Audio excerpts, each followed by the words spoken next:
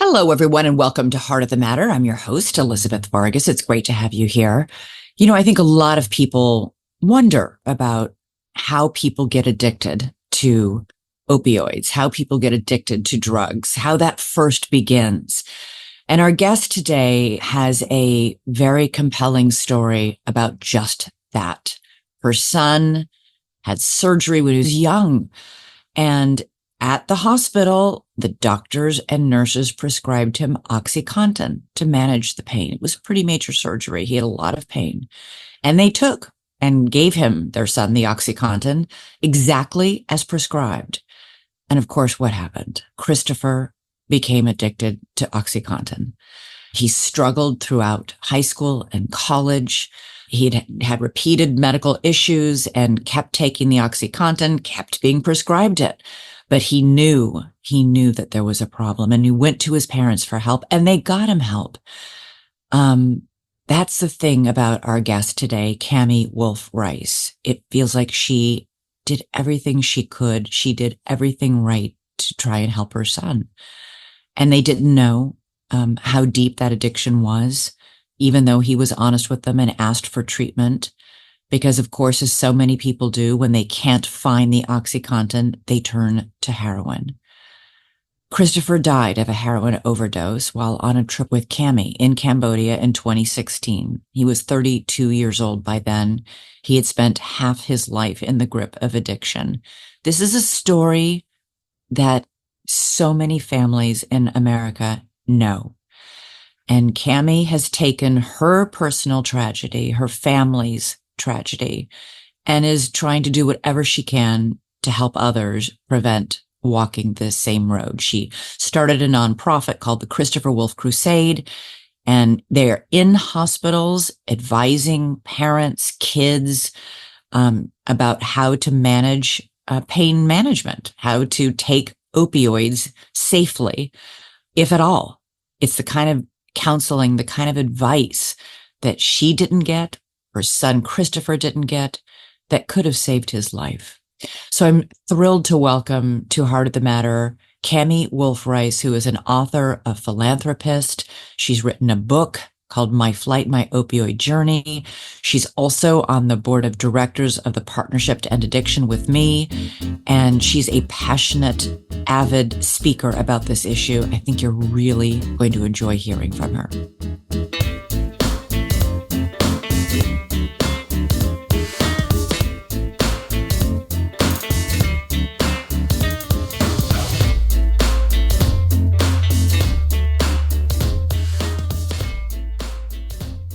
Cammie Wolf Rice, welcome to Heart of the Matter. It's great to have you on. Thank you, Elizabeth. Thank you for having me. So we're here today to talk about your son, your oldest son, Christopher, and his struggle with opioid addiction. And it all began with a surgery that he had in high school. Tell me what happened. Christopher was diagnosed with ulcerative colitis, and his senior year, they really pushed heavily to have his large intestine removed during the holiday break, mid-semester. Wow. Yeah. And looking back, obviously, I wish I would have fought back and asked more questions, but it was at the exact same time that OxyContin was released as the wonder drug. And we went home with 90 OxyContins and followed by more. And he had a hole. And they just told you this is what he needs to take. This is an incredibly major surgery. He's undoubtedly in a lot of pain. Absolutely. But no conversation at all about the dangers, or it was every 4 hours. And I'll never forget the big orange bottle, right? Mm-hmm. And my son was in pain, but there was no conversation of the dangers. And he became addicted with one prescription. And that's the hard part, and he managed to continue to graduate college, but he had multiple complications after that. You said you got addicted off that first single bottle, that first prescription. How do you know that? He had complications in the hospital, and he was on morphine for 70 days. They punctured his bowel. They did an accidental punctured his lung. So he had many complications, and being on morphine all that time and then going home and with 90 Oxycontins, it hijacked his brain. Mm. And we just thought, we didn't understand like his behavior being different. And he still managed to function, but he was on the opioids. And he is the one that actually came to me and said, I have a problem, Mom. Like, I need it just like you need air to breathe.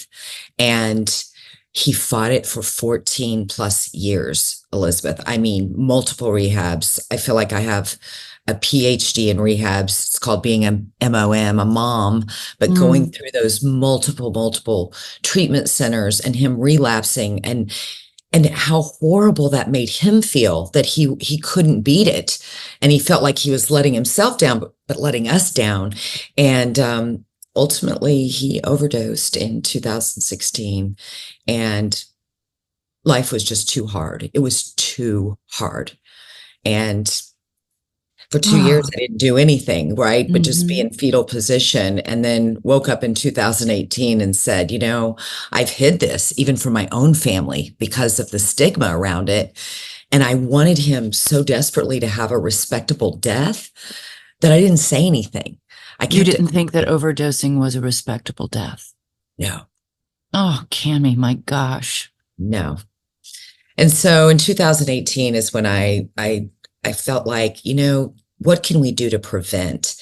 There's so much being done in the treatment area. And I had lived that for 14 plus years. So I really felt like I needed a purpose in the prevention lane.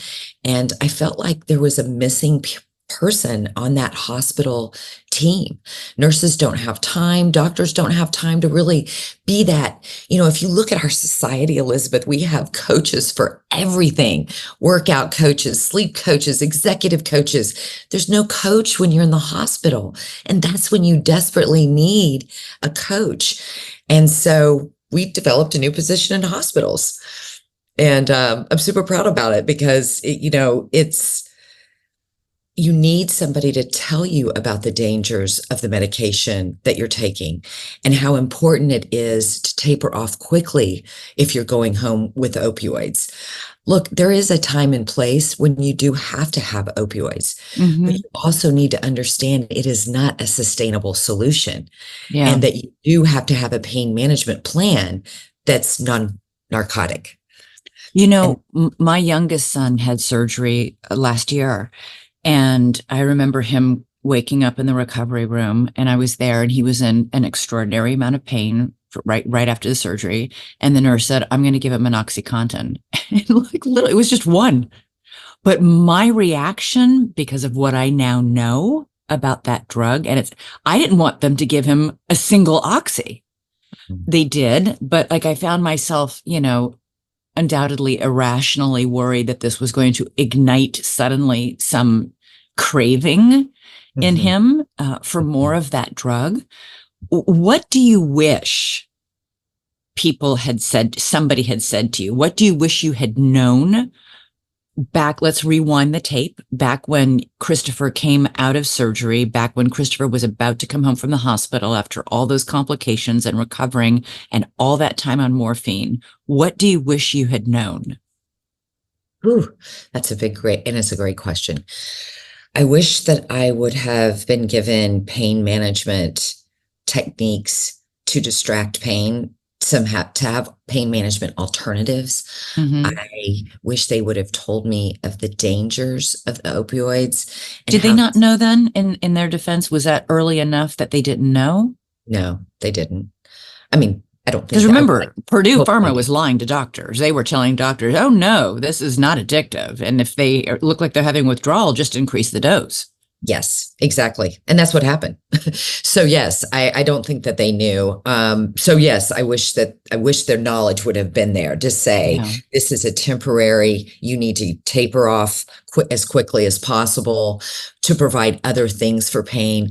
And then there's the mental side of being sick, Elizabeth.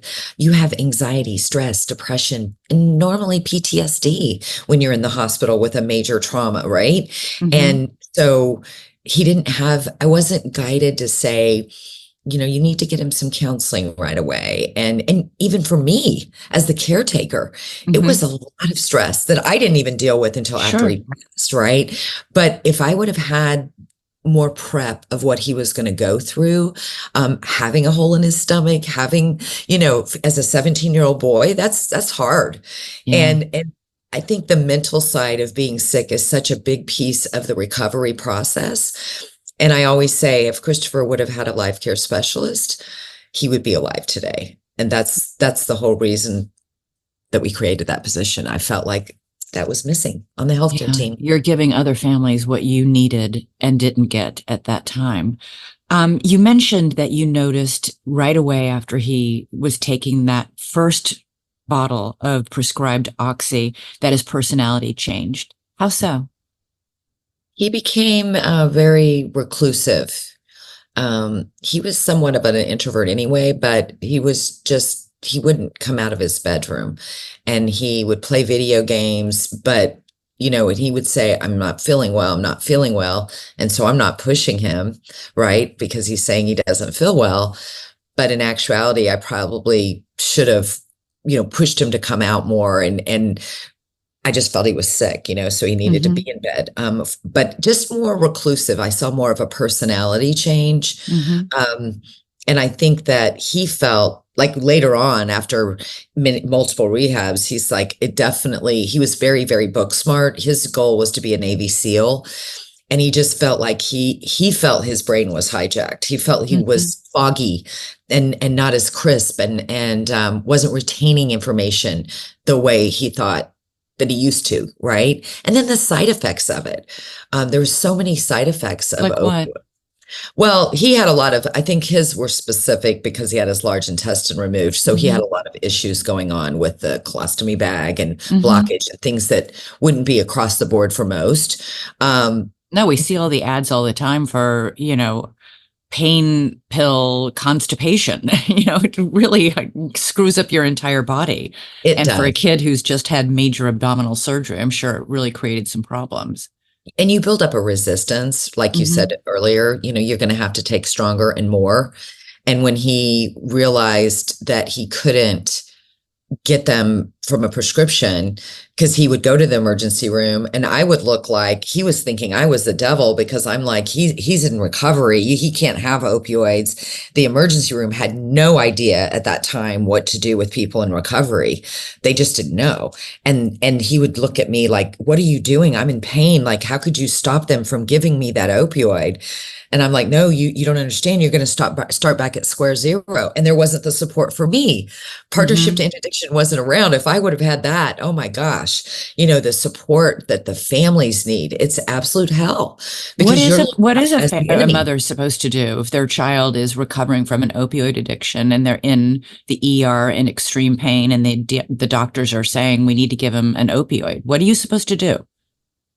Yeah, that I always refer back, that movie Terms of Endearment, where Shirley Yeah, MacLaine is that scene screaming, where she's.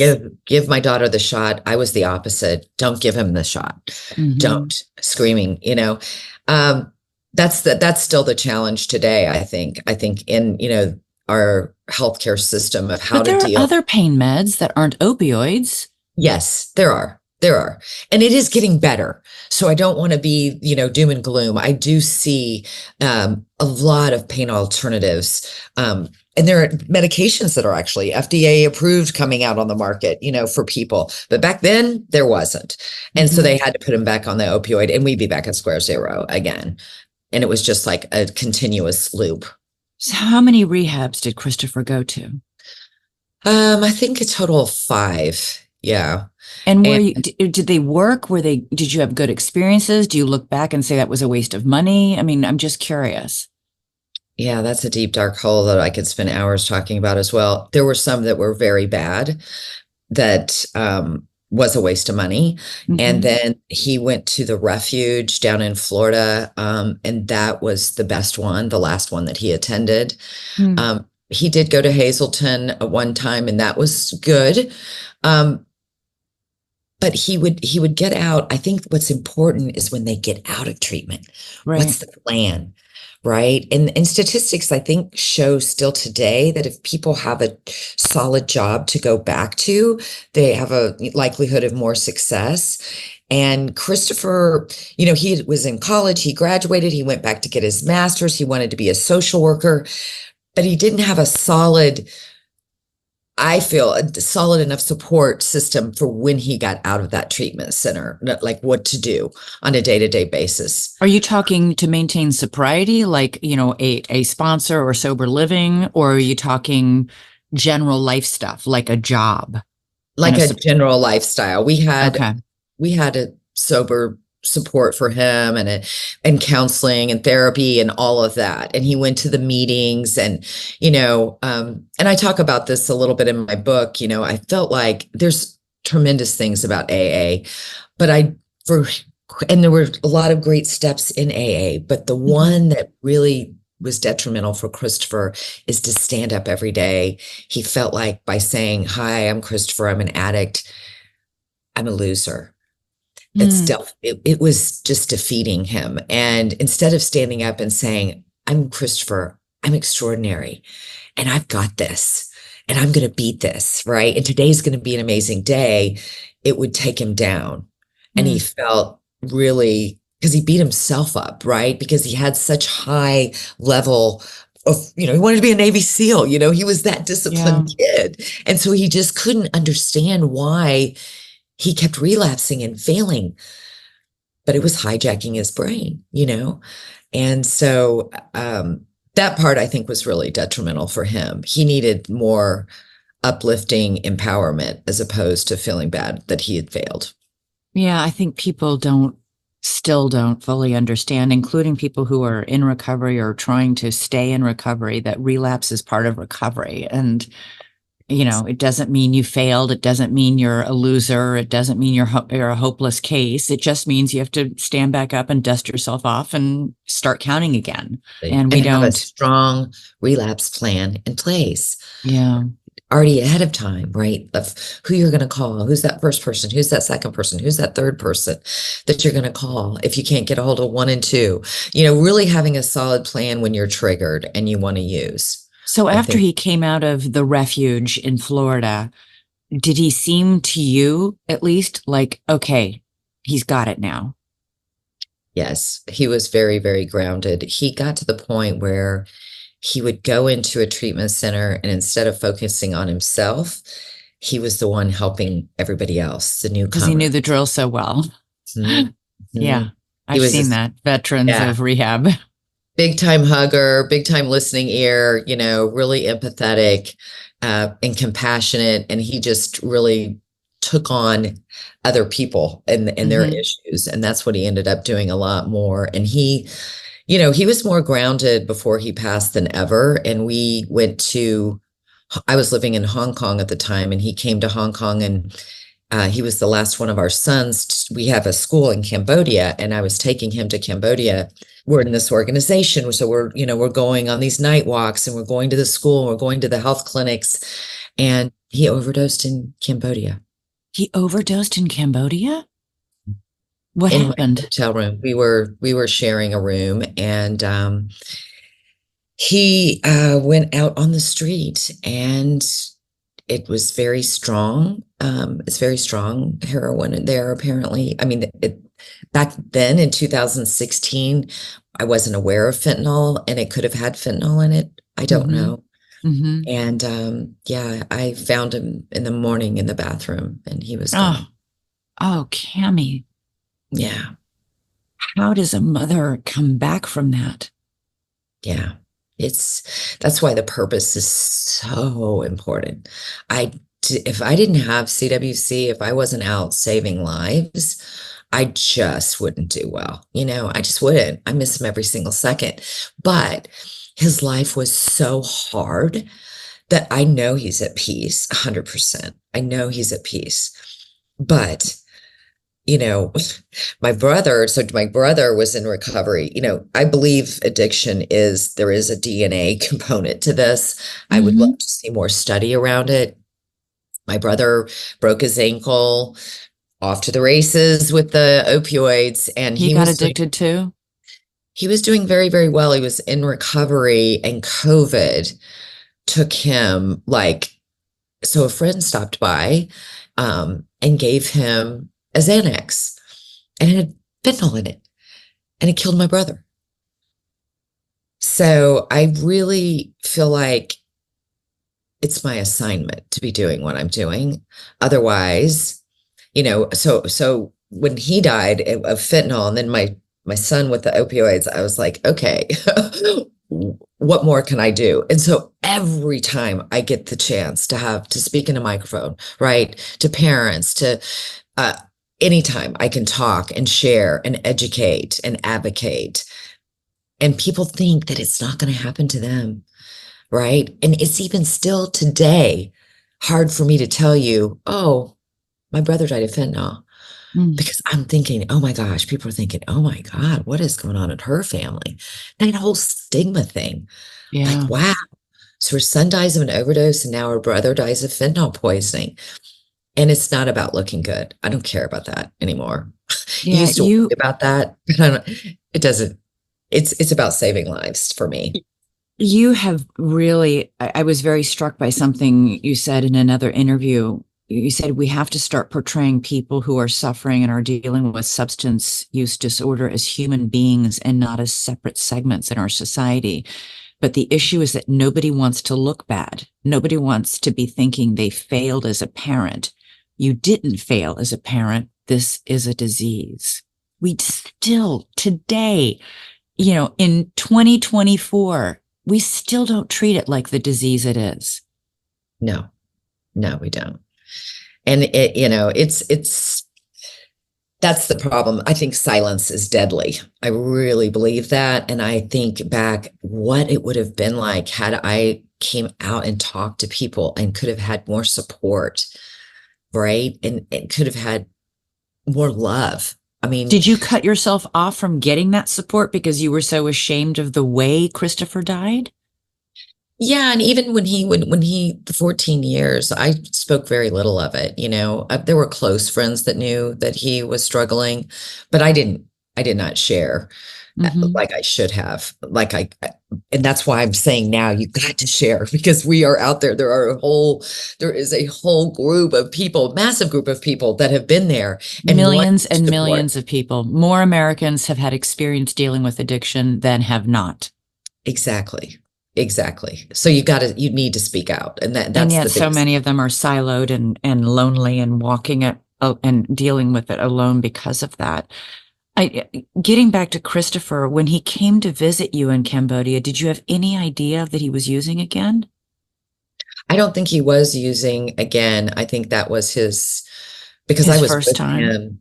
I was with him so I was in the US, and we went to New York. We had great time in New York. Then we flew to Hong Kong, and we were in Hong Kong for 2 weeks. And I'm so blessed that I got to spend every day and night with him. The 2 weeks before he passed, we did everything. We went to the horse races. We went to the movies, massage, and I would have known, that he was using, and he wasn't.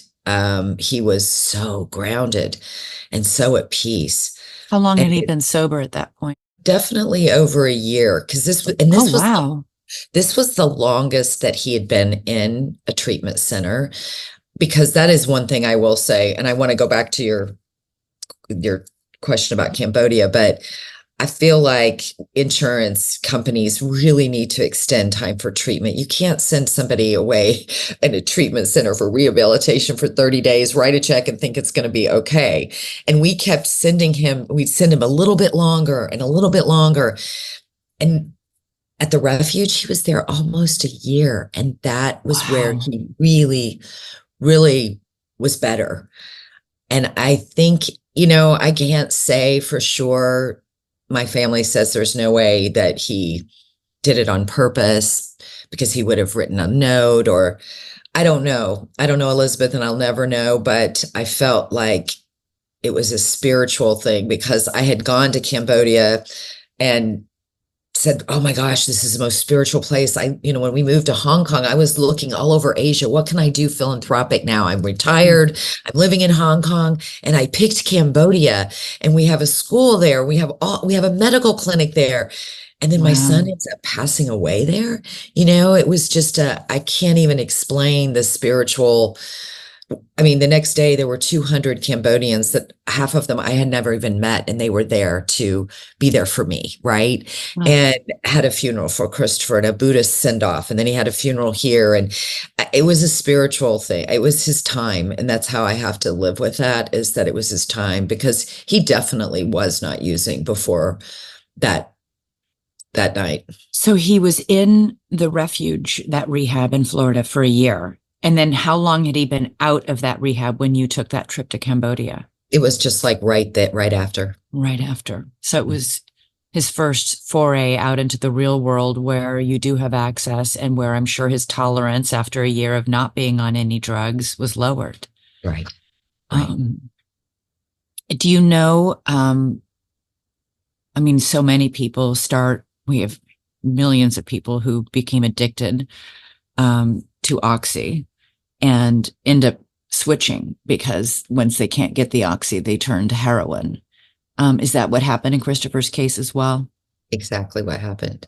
Yeah. I would have never dreamed in a million years that he would do heroin. I just never. And I don't think he had a choice. I think his brain was completely hijacked, and it was telling him, you must have, you must have, you must have. And yeah, I think that's exactly what happens to so many people. Once you can't get the prescription any longer, they go to the street, and then, like today, then there's fentanyl. Yeah. So yeah, that is exactly And what happened. when you say his brain was hijacked, I mean, he had just had a year sober in this facility that you had sent him to, and that was good, that you thought was really helping him. Yeah, What does that say about the power of that hijacking, that he would get out and then a few weeks later pick up again? right. Like it never goes away out of your brain. Like it's just there. Yeah. And that doesn't really, hearing you repeat that story back to me, it doesn't give hope to others out there. And I don't want to do that, because I do believe recovery is real. And there It are is many, real. absolutely. I think with all of his health issues, I think that was also added to it, right? Hmm. Because he had a lot of pain that he dealt with, and a lot of stomach issues, a lot, after not having a large intestine and all of Yeah. that, he'd have blockages and surgeries. So I think that had a component to it as well, as he was tired. Yeah. You wrote a book about this entire experience. You called it My Flight, My Opioid Journey. You started a foundation in Christopher's name.